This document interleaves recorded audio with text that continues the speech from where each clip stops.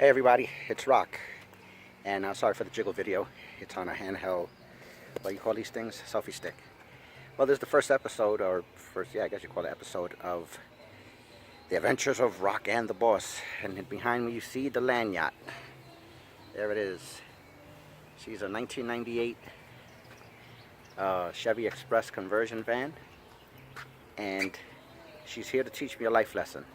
Now, after I started the page, the page of The Adventures of Rock and the Boss, I started looking at her. And I said, wow, she's rough. She's a little ugly, actually. And I started looking at all her flaws, right? And so let me point out some of her bigger flaws. Right here, boom, flaw number one. That's broken. All of that stuff is broken. They're called cowl grill inserts, and they're broken. I'm having trouble finding them online, and when I did find them, they were like 200 bucks a piece, because it's 2 pieces. And I was like, okay. Here's another flaw. I noticed it when I bought her. Didn't think much of it, but now, hindsight being 2020, I'm looking at this, and I'm saying, was that a smart thing to do? See the top? I don't know if you can make it out. I don't know if you can make it out, but on the top you'll see it looks like tape. Those aren't tape. I don't know what the hell. I don't know what kind of tape that is, or if it's even tape. It might be duct tape painted white. Who knows? Anyway, that's ugly too. And she sprung a little leak on the inside. I don't believe it's from those tapes, because those tapes are pretty. They're pretty on there. Oh, there's more on this side. I didn't even notice before. But she sprung a small leak on the driver's side, on the visor. Now, I had caulked it, and it stopped leaking, but then it's been raining really badly here in Southwest Florida. And so I guess the caulk undone, or maybe got washed away, I don't know. And started leaking again a little bit. So I got frustrated with it, and I was getting ready to sell her. I put her on OfferUp, on the app OfferUp, and on the app Let Go. I've been getting a lot of hits from it. And actually yesterday I had a sale pending. And so I thought to myself, and this is going to get a little spiritual for a lot of folks, but if this spiritual stuff isn't your thing, that's fine. You can just hear me out, because it can go towards other things in your life also. I'm 52 and I'm still single, and I have come to the realization that perhaps a lot of that might be because I have a fear of commitment. Now, the van is a commitment. This not so much, the one behind me. That not so much, because that's new, so it's not so much of a commitment. It runs well. But the land yacht, she runs excellent, but it's very rough on the exterior. Has a good interior, it's rough on the exterior. And so, spiritually speaking, I was getting ready to get rid of her because of that. Now, I started thinking about God. I said, wow, if God would have given up on me because I was rough on the exterior, and my grill inserts were broken, and I had some tape on some of my leaks, I'd be screwed. And so, looking at the van, I said, you know what? I got it really out of a impulse. She was definitely an impulse buy.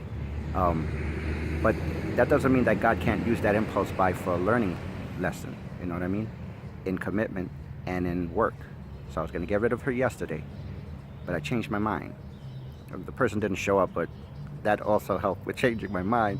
But I think it was all part of the whole plan, because today I woke up with a refreshed, renewed mind, and I looked at her and I said, you know what? I'm going to get married to the van. And with this van, I'm going to overcome my fear of commitment. And with this van, I'm going to overcome my fear of giving up on stuff when it gets a little too hard. Only because it's going to teach me perseverance. It's going to teach me, give me better character. I'm blessed, fortunately, that she is not at all a problem thus far with the engine, transmission, wheels. You know, everything is working. She's just really rough on the outside. Let me show you her inside. So yes, I started thinking I'm going to use this as a learning thing to help me to learn about commitment and focus on commitment and being committed to something. You know what I mean?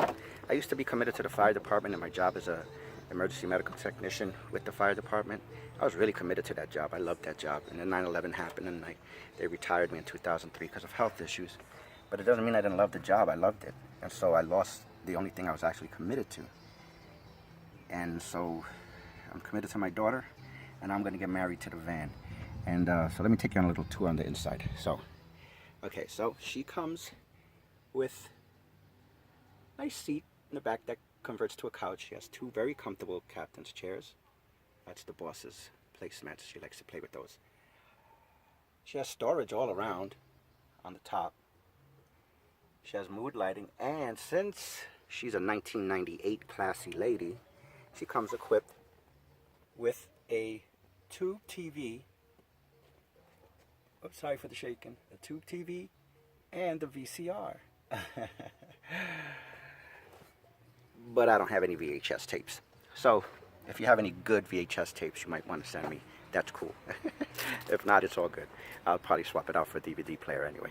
All the stuff works though. The thing is that inside she's completely good, and she works just like me.